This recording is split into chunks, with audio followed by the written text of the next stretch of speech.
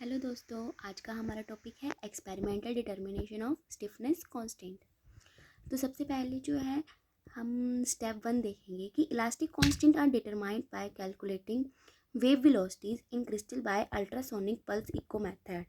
ये कोई एक मेथड है, इसके द्वारा जो है हम वेव की वेलोसिटीज़ को डिटरमाइन कर सकते हैं और वेव वेलोसिटीज़ निकालने के बाद जो है हम इलास्टिक कांस्टेंट की वैल्यूज़ तो निकाल ही सकते हैं। ये आपके पास एक क्वार्ट्ज क्रिस्टल है और एक क्रिस्टल स्पेसिमन है। ये आपका एलसी ऑसिलेटर है, ये कैपेसिटर है, ये थ्राइट्रॉन स्विच है। थ्राइट्रॉन स्विच के बारे में आपको बता देती हूँ कि ये एक high voltage gas field tube होती है जो एक पावर स्विच की तरह एक्ट करती है। ये स्पेशली जो है हाई करंट और वोल्टेज को सहने के लिए बनती है और ये जो यूज़ की जाती है हाई वोल्टेज एप्लीकेशंस में, तभी ये यहाँ पे यूज़ किया गया है। जो आपके पास ये ट्रिगन जनरेटर है, trigger generator generates waves of order 1000 microseconds और फ्रिक्वेंसी 15 मेगा हर्ट्स। और ये आपके पास CRO है, ये आपका एम्पलीफायर है, टाइम मास्क जनरेटर। ओके, और जो ट्रिगर जनरेटर तो मैंने आपको बता दिया कि 1000 माइक्रोसेकेंड्स की वेव्स जो है जनरेट करता है। देन यहाँ पे आप थ्योरी पोर्शन देखेंगे कि elastic constants are determined by calculating wave velocities in crystal by ultrasonic pulse echo method. The crystal plane specimen is glued to quartz transducer crystal. ये रहा आपका क्वार्ट्ज क्रिस्टल, ये रहा आपका क्रिस्टल स्पेसिमन। ये जो है ग्लूड है ट्रांसड्यूसर क्रिस्टल से। तो यहाँ पे आप एक वर्ड देख रहे हैं ट्रांसड्यूसर। तो ट्रांसड्यूसर क्या होता है? एक ऐसा डिवाइस होता है जो एनर्जी को कन्वर्ट करता है एक फॉर्म से दूसरी फॉर्म में। जैसे कि आपके पास माइक्रोफोन होता है, माइक्रोफोन क्या करता है? साउंड प्रेशर को जो है इलेक्ट्रिक करंट में कन्वर्ट करता है, वन एनर्जी टू अनदर। सो फिर से आते हैं टॉपिक पे। These waves discharge the capacitor through LC oscillator. जो ये वेव्स होती हैं, जो यहाँ पे वेव्स जो है प्रोड्यूस हुई, किसने प्रोड्यूस करी? ट्रिगर जनरेटर ने। ट्रिगर जनरेटर ने जनरेट की वेव्स ऑफ ऑर्डर 1000 माइक्रोसेकेंड। ये वेव्स जो होती हैं वो डिस्चार्ज कर देती हैं कैपेसिटर को। कैसे करती हैं? LC ऑसिलेटर से।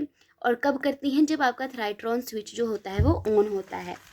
और ये जो इंडिकेट करता है, मैंने आपको बताया था कि ये जो है वोल्टेज इंडिकेट करता है थ्राइट्रॉन स्विच। तो wave form on the transducer. Okay, then आपका स्टेप 3 है। स्टेप 3 की बात करते हैं। जो आपका टाइम मास्क जनरेटर और स्वीप डिले है सर्किट में, वो यूज़ करते हैं हम टाइम अराइवल ऑफ इकोज। जो यहाँ पे इकोज प्रोड्यूस होते हैं और the wave travel in specimen as sound wave. जो वेव ट्रैवल करती है स्पेसिमेन के अंदर, वो जो है साउंड वेव की तरह यूज़ होती है और वो रिफ्लेक्ट बैक होती है back and forth between two ends of a crystal as echoes. Echoes produce होते हैं और जो इकोज होते हैं वो डिटेक्ट किए जाते हैं CRO से। CRO ये लगा है आपका, इसका ये काम है। और through CRO we can calculate wave velocity which given as velocity equals to distance upon time. और आपने जो है वेलोसिटी के elastic waves in cubic crystal में वेलोसिटीज़ के फार्मूलाज पढ़े थे लॉन्गिट्यूडनल ट्रांसफर्स के लिए, ये हमने वही लिखा है। तो इससे जो है हम इलास्टिक कांस्टेंट्स की वैल्यूज़ जो है डिटरमाइन कर सकते हैं।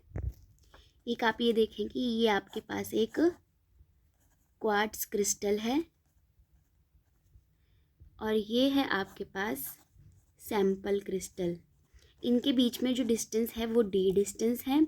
जब हम इस पे क्वार्ट्ज क्रिस्टल पे हाई फ्रिक्वेंसी की इलेक्ट्रिक फील्ड गिराते हैं तो वो जो है वो वेव्स प्रोड्यूस करता है और जो वेव्स होती हैं वो रिफ्लेक्ट बैक करती हैं, बैक एंड फोर्थ, जो मैंने आपको बताया था।